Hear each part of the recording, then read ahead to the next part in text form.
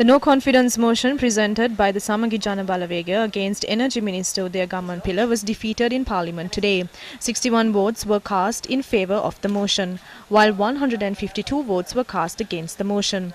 Accordingly, the motion of no confidence was defeated by 91 votes. Leader of the United National Party, Ranil Wickremesinghe, also voted in favour of the motion. Members of the Sri Lanka Muslim Congress, the All Ceylon People's Congress and the Muslim National Alliance, who supported the government during the 20th Amendment, voted against the motion today. Parliamentarians of the Tamil National Alliance voted in favour of the no-confidence motion. Following are the views expressed during the debate of the no-confidence motion. සමහර මන්ත්‍ර කතාවල තියෙනවා පණ තියෙන්නේ ගිරවගාව. ඉතින් මේකත් එහෙම තමයි. මේ ගොඩක් අයගේ පණ තියෙන්නේ ගිරවගාව. Yes, that is true. A person who expressed an opinion based on either his policies, privileges or any other reason was restricted from doing so as a result of this no-confidence motion. That is what has happened. In a political sense, this decision was very unintelligent and wasteful. As the minister in charge of crude oil, he should be held responsible for failing to provide the benefits of the Fuel Stabilization Fund to the people. This no-confidence motion comes further down the pecking order of burning problems our nation is facing. Against such a backdrop, the minister spends 15 million rupees worth of funds of the CPSTL to renovate his residence.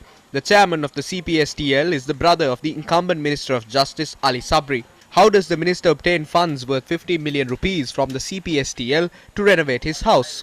The engineers obtained it as an emergency purchase. Udaya Gammanpilla is culpable for it. From December 2023 onwards, IOC cannot import, store or distribute oil in Sri Lanka. What are they attempting to do now? On the 5th of May, Udaya Gammanpilla presented a cabinet paper to break the state monopoly of importation, mixing, storage, distribution and refining of oil. Is there a point in him being clad in a sarong now? What I heard from certain SLPP MPs was oil would be imported through the same firms and a certain amount would be pocketed. That is what the General Secretary of the SLPP mentions in his letter. He has requested the minister to resign over failing to act until it came to such a point where the hiking of fuel prices was the only option. Based on that very fact, he has requested the minister to resign over failing to act until it came to such a point where the increasing of fuel prices was the only option. Based on that very fact, our party has decided to support this no-confidence motion. ඔහුට අමාත්‍ය ධුරින් ඉවත් වෙන්න කියලා කියන්නේ. අන්න ඒ මත පදනම තමයි මේ විශ්වාසභංග යෝජනාවට අපි අපේ පක්ෂ සහාය පළ කරන්නේ. ඒ කරුණු උදේ ගම්මන්පිල අමාත්‍යතුමා ඉවත් කිරීම සඳහා කිසිසේත්ම It is evident that those facts do not contribute to the resignation of Minister Udaya Gammanpilla. If a serious scam or malfeasance had taken place, it could have been considered. Within a democratic framework, it is the right of the people to protest. That is not an issue. We cannot oppose it. I feel it is important to work with a long-term national policy in place to address most of these complications. If not, the political culture would be one where constant protests and struggles are held and criticism is leveled against each government which comes into power. Even my government met with a similar fate back then. I do not know of a government that did not increase the price of fuel. තුල කටයුතු කිරීමේ වැදගත්කමයි මම දක්වන්නේ. එහෙම නැත්නම් අපි සෑමදාම විවේචනය කරමින් විරෝධතා කරමින් රණ්ඩු වෙමින් බලයට පත් වෙන අලුත් ආණ්ඩුවක් ඊට පසුදා සිට බිඳ දැමීමට කටයුතු කිරීම මේ රටේ දේශපාලනයේ සම්ප්‍රදාය. මගේ ආණ්ඩුවටත් එදා ඒ විදිහට තමයි වුනේ. ඒකට ඉන්ධන මිල වැඩි නොකරපු ආණ්ඩුවක් මම දන්නේ නැහැ මේ රටේ. අපි ආපු ගමන් අපි Yes, certainly, we reduced the prices of oil as soon as we ascended into power. But in our last year, we were forced to increase it.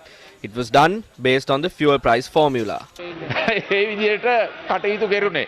මේගොල්ලෝ බැලුවේ ආණ්ඩුව ඇතුලේ පොඩි බෙදුම් රේඛාවක් පේනවා වගේ දැනුණා.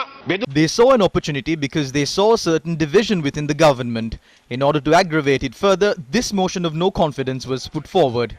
What transpired? Did the division worsen? The division which existed too was erased. I propose motions of no confidence to be presented once every 2 months. We are very happy to oblige. අපි ඉතාම සතුටෙන් ඒ විශ්වාසභංගවලට මුහුණ දෙන්න ලෑස්ති.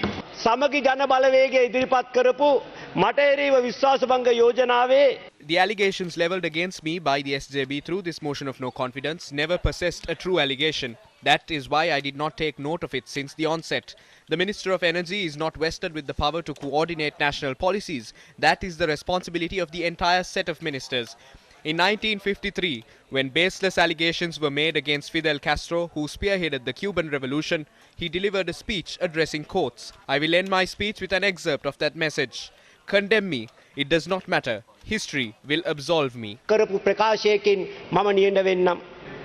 අද මට දසතින් නැගෙන චෝදනා ඉතිහාසයේ කුණු කූඩේට ඇද වැටි අනාගතයේ විසින් මා නිදහස් කරනු ඇත.